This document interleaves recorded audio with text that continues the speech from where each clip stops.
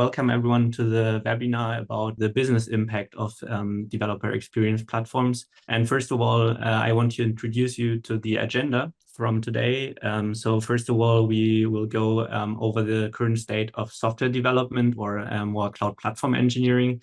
Then we are talking about how to measure developer experience and what challenges organizations are currently facing in terms of developer experience. After that, we will dive into what DevEx platforms are and our Demicon reference architecture, and also how you can start today engaging in the topic of developer experience platforms.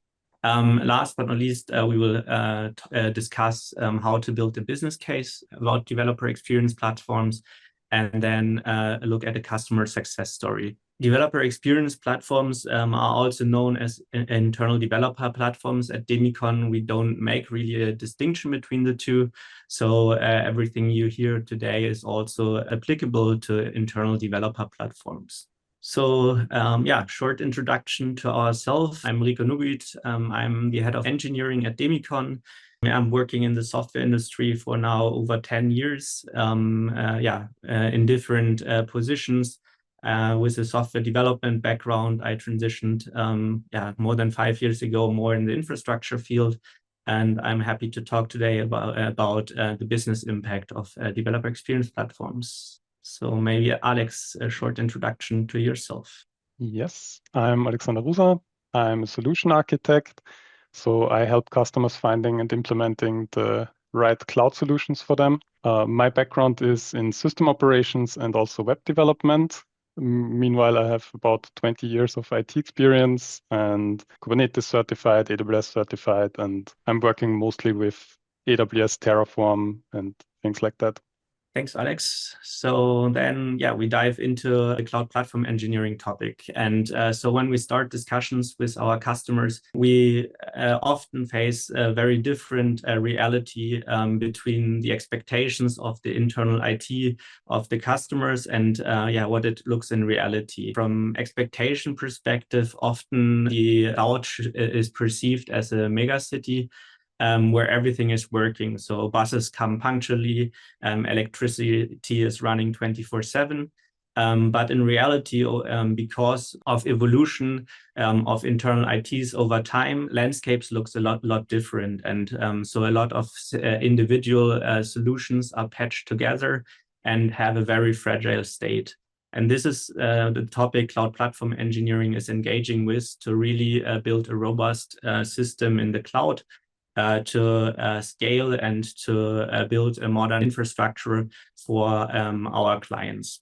When we look at the current state of cloud platform engineering, we found some interesting numbers, or most of the companies agreeing, and at this occasion, 91%. The companies are overspending in cloud resources. So saving money in the cloud is currently a huge topic. What's also interesting is looking from a HashiCorp paper that splits companies into high maturity companies, medium maturity companies, and low maturity companies, that only 8% were categorized in the high maturity field in terms of cloud platform engineering. Also interesting in that regard is that of these 8%, 55% actually met their goals in terms of how they are working in the cloud. So it's really evident that low maturity and medium maturity companies need to catch up in order to hit the goals. Why is it that these high maturity companies are really succeeding? It's not, I think one of the really important facts here is that it's mainly about realistic planning and understanding the impact of how the cloud works on their business a lot better than companies who are currently not in the high maturity state. Other facts about cloud platform engineering is that currently bigger topics are the consolidation of developer workflow tool chains. A lot of companies are currently adopting cloud platform engineering practices. And also that still in 2024, a big topic is multi-cloud strategies. Strategic pillars of cloud platform engineering in 2024, as mentioned before already, cloud cost optimization, multi-cloud, and the security aspect. And all these three topics are really non-functional requirements in the IT space. Non-functional requirements are really an important topic, which is very often overlooked in the space of software development is more and more gaining importance through cloud platform engineering. One interesting number here is that 20% to 50% of the developers' time, so when we're really talking about software development teams, are spent in developing or working on non-functional requirements. And this is really one of the core topics which cloud platform engineering is tackling. So reducing the time actual software development teams are spending on non-functional requirements. Those non-functional requirements are, as mentioned, in the security space, in the performance optimization space, scalability, compliance issues, maintainability, cost optimization. Another important fact about non-functional requirements is that often they are tackled very late in the development cycle.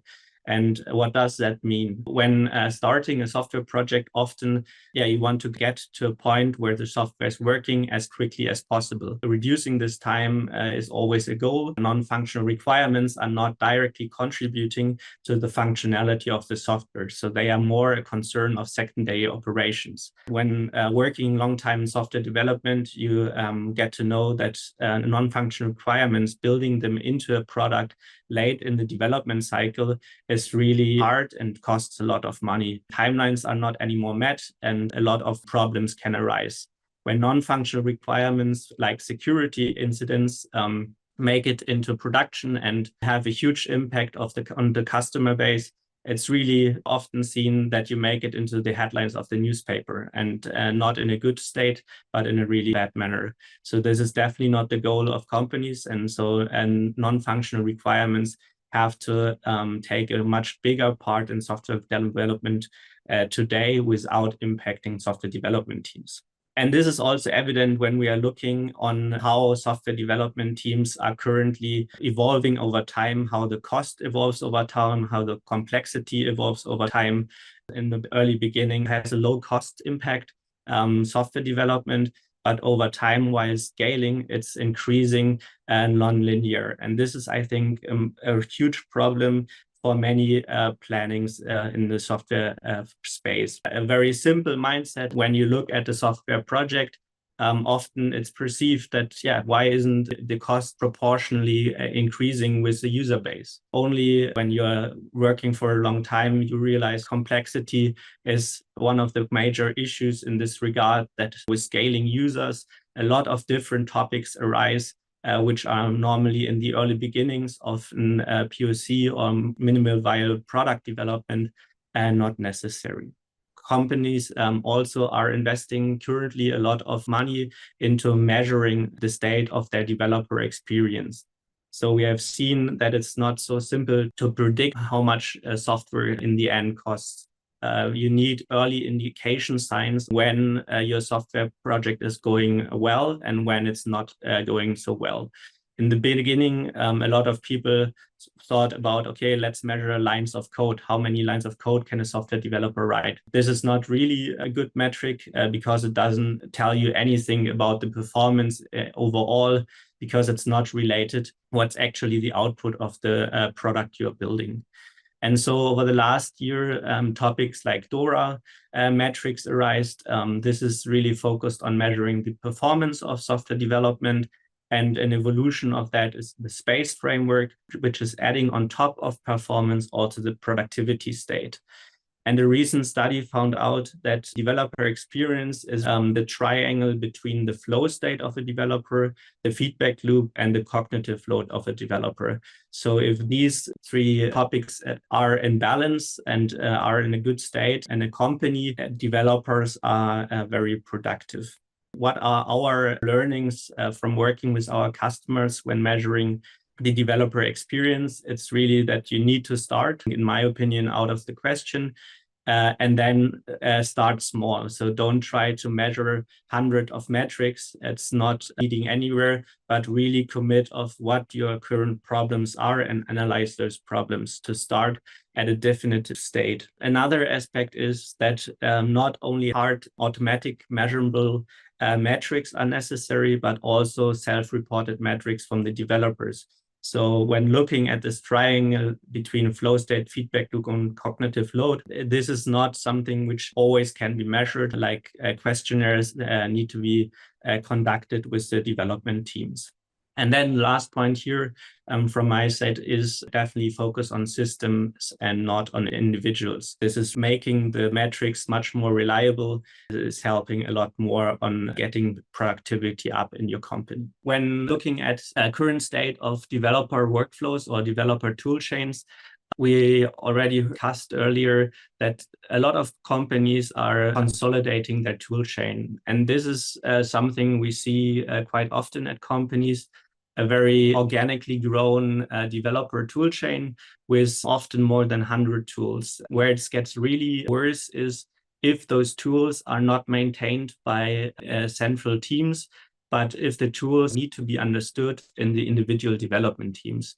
Imagine an incident happening in your team and a software developer who is mainly working on features needs to go into one of these tools seen in this architecture diagram and needs to debug a problem arising in their tool chain. They are really pulled out of their flow state. Cognitive load, because of the hundreds of tools they need to understand, is just exploding. This is a fact we find quite often at customers. These architectures need to be cleaned up to be maintainable and really help improving developer experience overall. Another aspect of good developer experience is also how software teams are in the organization structured. Good book I can recommend here, Team Topologies by Matthew Skelton and Manuel Pace. They talk a lot about how organizations in modern software development need to be structured in order to cope with the complexity of modern IT system. Cloud platform engineering here is a cross-functional team, which in the end is delivering a product to the stream-aligned teams, which are the software development teams in today's companies. When you look in the theories of product development, you find a lot about the products which are self-explanatory. That's definitely also the aim of cloud platform engineering. But reality is also that we are working in a very complex environment and there are hundreds of configurations which can be made. So it's not working well currently to not build enabling teams, which are actually introducing the product cloud platform teams are building into the individual software development teams and helping them in the adoption of those tools. What have we learned so far? NFRs, so non-functional requirements, are a main cost driver in software development today. Cost there needs to be reduced and standardization needs to happen. Pushing NFRs into later stages is counterproductive. So it's very cumbersome to do so and is also leading to delayed releases and to exploding costs. Second point here, the application value chain, big parts of the tool chain are created over and over again. So that individual teams are building their own CI/CD pipelines, building their own cloud infrastructures. And this has a huge impact on cost as well. Top drivers in cloud investments in 2024 are security, multi-cloud, and cost optimization. It's really important when talking about how to improve actual KPIs and measuring the state of developer experience in the company. And an alignment between culture, process, and the tools need to happen in order to have a successful platform initiative in your company. And then it's good practice to develop product development best practices to build platforms. Consolidation of the tool chain is very important to not only get into a quicker loop, but also improve overall developer experience. And with that, I give over to Alex to talk about solutions we built in the area of developer experience platforms. We are now talking about how platform engineering works, what we are doing. So the goal of platform engineering is to increase or improve the developer experience, to make developers happy, to make them more efficient and remove loads from them. And what we use to reach this goal is a DevEx platform. The DevEx platform is like a product internally in your company. So it's a product for your developers. And It doesn't necessarily have to be a fancy user interface. The most important thing is that developers can start working quickly and that they can work efficiently. And developers often prefer writing code instead of having a user interface. So there are solutions for putting everything additionally in a user interface to make it even more easy, but it's not a requirement for a platform. The most important parts of the platform are a standardized toolchain, as we already talked about, to remove the amount of applications and tools your developers have to work with. A standardized infrastructure so that you can use best practices about how to deploy infrastructure in multiple teams. Templates with pipelines, so your developers get ready pipelines for security and test frameworks and so on. Deployment strategies that your development teams don't have to reinvent deployment strategies for every project, but you can also define best practices here. You have a central monitoring solution and a standardized way of how to write documentation. The result of this platform is that your developers can work with standardized workflows and processes that they don't have to reinvent all the time. They have support in creating compliant software to your company's individual compliance requirements. You help them create secure software because when they create a new project, everything automatically gets scanned and included in security processes. Maybe also clean code if you include linters and tools that check how good your code is written and code styles. And in the end, it also improves collaboration, which is a very important part because when everyone in the company is working with the same tools and they're using the same templates and they have also a template platform team, everyone profits from the improvements on the general templates. It's also important to think about the different life cycles around your application. In DevOps, a lot of times, multiple of those life cycles were mixed into one application lifecycle, and the developer team was responsible for all of that. But in reality, it's most of the time different life cycles. So deployments to application and feature improvements and bug fixes are probably happening more often than infrastructure changes. And security is triggered by completely different incidents and changes in or requirements by the security team.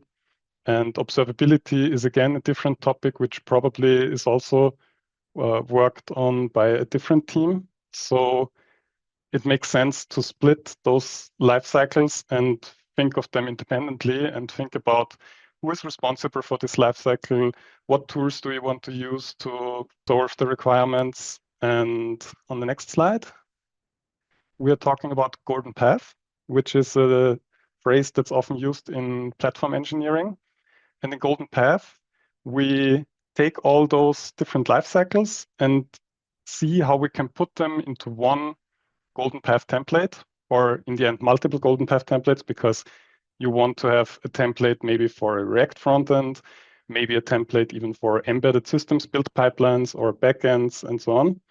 What those golden path templates have in common is that they should be using modules and libraries that can be used by other templates too. So if you start creating one golden path template, there should be some components that are needed by multiple projects. For example, build pipelines or those security topics and so on. One thing that all those golden templates have to have is a getting started guide. There should be some guide that helps developers start as quickly as possible with those templates.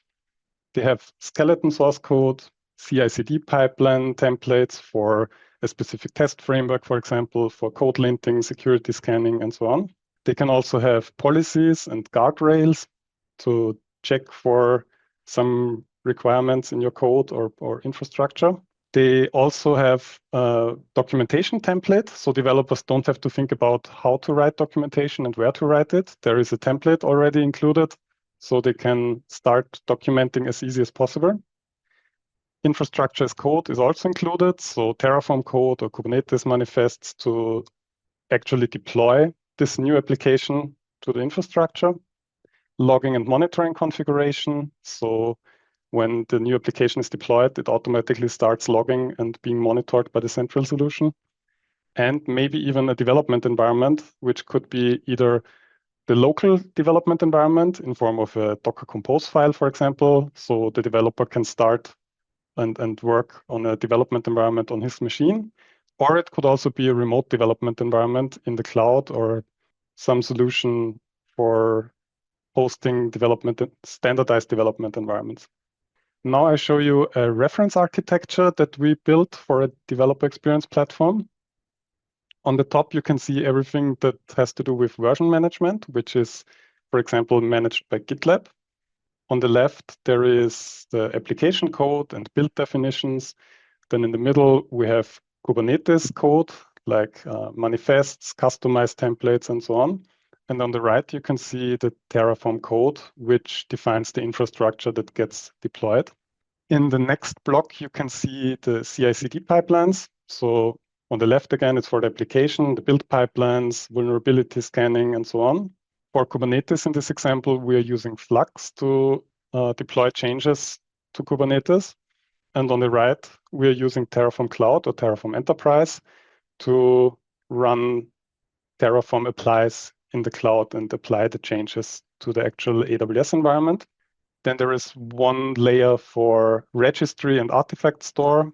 And the last three are about environments, observability, and security. In this case, we are using AWS, EKS for Kubernetes, some Grafana tools for logging and monitoring and observability, AWS services for security findings and secrets management. But we try to keep this part as flexible as possible because every company has different requirements or different preferences what they want to use. So it's not important that you use Grafana. You can also use Datadog or something else for logging. We decided not to try to create a complete product or tool chain that fits every company because we think that's not realistic. What are the first steps to start with a developer experience platform? Our slogan is start small and grow big. So don't try to immediately create the golden path templates for every possible use case. First, start talking to the developers to find out pain points. Try to find repeating patterns between the different teams. Maybe there are multiple teams struggling with the same problem, and it makes sense to start creating a standard for this first. Define team responsibilities.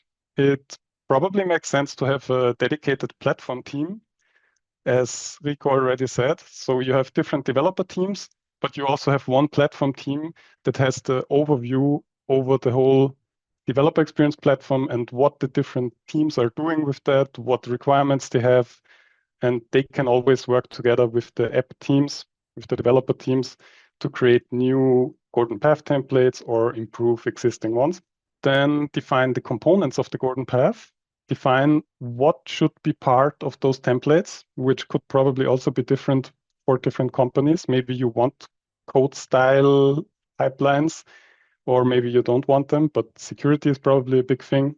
And when you know what components should be in that golden path template, define what should be the tool chain to solve those parts. And when you have all of that defined, you can start creating your first golden path template that you have defined after talking to your developers and where it makes most sense, because developing golden path templates also takes a lot of effort and the teams have to work on that. So it makes sense to start creating golden path templates for something that's required a lot of times, and maybe don't even create the golden path template for something that's only used once and only a single application or framework or something like that.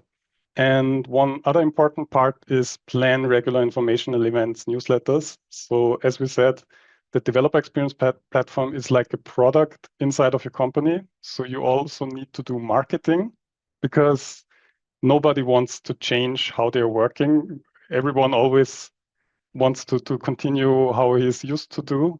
And you need to inform your developers what they get out of it, what improvements were made regularly, and maybe also tell them success stories of other departments that were already onboarded and so on.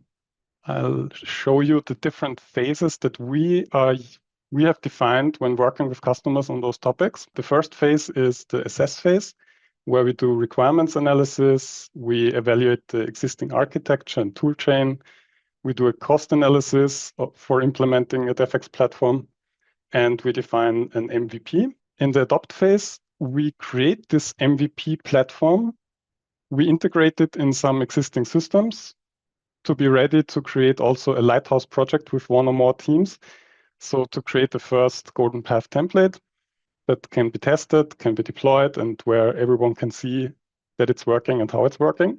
And when this is done, we go to standardize, which means we try to automate even more of the steps that were done in the first part. We take another look at governance and security and make sure that every of these topics is covered in this golden path templates. We define more golden paths where it makes sense to create more templates, talk about onboarding more teams to this DevEx platform, maybe start re-architecting to consolidate the toolchain, and implement some KPIs to also measure the success of this platform. So on the one hand, measure developer satisfaction, and on the other hand, also measure if deployments have improved, for example, if there are more releases per quarter and things like that. So those KPIs get defined and started to be measured here. And in the last step, we do cost optimization to make sure we don't waste any money with what we started creating to improve the efficiency and cost optimization. We also take a look in operations to make sure that everything that gets deployed this way also works good for the operations team. Innovation means that we take a look at the feedback that we received during working with the teams and start planning improvements of the DevEx platform individually for the company, and data-driven optimization based on KPIs. So the KPIs we defined, we take a look at them and try to optimize to get a better outcome. And now I give back to Rico for business case. We heard today a story why cloud platform engineering evolved into also developer experience platforms, and why a product or a platform like a developer experience platform makes sense for companies. Starting such a project normally always involves creating a business case for this developer experience platform to trigger the investment of companies to go into it. One of the most important parts about any business case, in my opinion, is building a fitting story for your company. So the points mentioned today are definitely a good start, but to really measure impact on the individual company, this story needs to be adapted. Business cases are always built on top of assumptions. And I've seen working with clients when creating business cases, often things are overcomplicated and too many unnaturally explainable assumptions are made. The recommendation is always do not use too many assumptions and only use the ones which are easily explainable. So don't go into assumptions where you need 20 pages to explain why this is the assumption. Also a big part of obviously the cost benefit analysis or return on investment calculation. When writing about those in a business case, it's also built up on the very simple assumptions. And so, for example, if you have 1,000 developers and only 5% of the NFRs are reduced, or the time 1,000 developers are needing for non-functional requirements, up to 4 million a year can be saved. So this is quite easy to understand. That's kind of how the assumptions are translated into numbers, and return on invest can be calculated step by step. When talking about developer experience platform, obviously a big argument is if you want to build individual workflows and individual non-functional requirements for specific teams, or if it's a shared services and integrated into the platform. Obviously, shared services are definitely more expensive. So what we see is 3 to 5 times higher cost for developing shared services compared to what it costs for an individual team to build a specific non-functional requirement, or developer workflow, for example. Define the milestones which are very measurable to track the progress, and also have the numbers to actually showcase that the platform is a success. Without that, no project is really successful. We need to also be very specific about the KPIs. So we have seen a lot of companies putting out observability platforms with thousands of KPIs, but it's not very successful to put as many as possible in, but really define what you need to measure and how this impacts the progress of your company's software development efforts. When talking about projects, I want to talk today about the developer experience platform we have co-designed and built inside of the German automotive industry in an R&D department in Germany. It's a multi-year project where we started with really evaluating cloud platforms and making comparisons in terms of performance for the specific needs of that client. Then help build up the base infrastructure for the environment in AWS, and then introduce the infrastructure automation with Terraform Enterprise. So here we see a very step-by-step approach in order to get to a better state in terms of how software was built at that client. One of the main parts we also did there was the consultancy about how to integrate the different life cycles we talked earlier about. So the application lifecycle, infrastructure lifecycle, security lifecycle, and observability lifecycle into a comprehensive solution. I've seen a lot of architectures where these 4 life cycles are looked at very independently, and this leads to not so fluent development workflows where it feels like guarded areas where you have more the old aspects of software development, where you throw something over the fence and then hopefully somebody on the other side picks it up. And so the goal with developer experience platforms is really to integrate those 4 life cycles seamlessly and make the collaboration between these life cycles possible. Then we have developed also golden passes. Another factor which is super important for that client was the API-driven approach. So what does that mean? We see a lot of user interfaces nowadays, and also approaches on developer experience platform where the main component is UI interface, where software developers can, through an interface, configure their application. What's the issue with that? In the end, the world is not so perfect that developers just can click a few buttons and then they have perfectly configured their workflow. But there are some customizations always happening for specific teams. So the flexibility is really something which is super important for modern software development teams to have a golden pass, but not be walled in by this golden pass if it's not flexible enough. So with API-driven approaches, you have much more chance to make a change to the workflow by known patterns of software developers to interact with APIs. The second benefit of this is with API-driven workflows, you can put also a UI layer on top of it in later stages to have that experience for not so experienced software developers. You have multiple ways on how to improve. And this is, I think, a very important step towards software development, which really scales and which really benefits software developers as well as cloud platform engineers. Thanks a lot for your attention and for joining today. Thanks, everyone.